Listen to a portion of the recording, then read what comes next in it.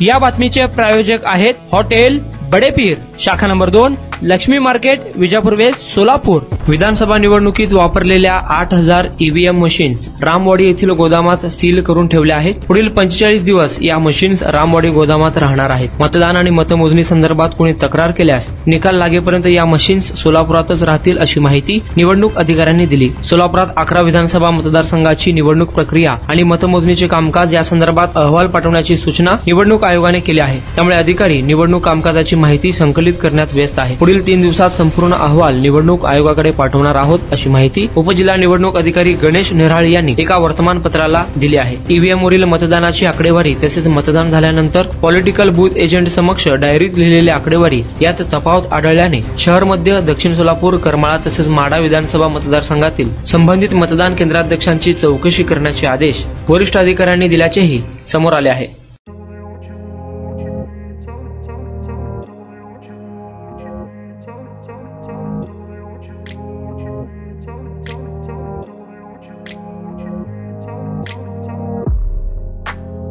सोलापुरातील प्रसिद्ध hotel बडेपीर।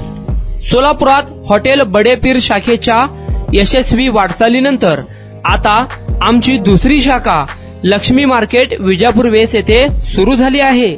Mutton biryani, chicken biryani, mutton व चिकनचे विविध आयटम्स उपलब्ध।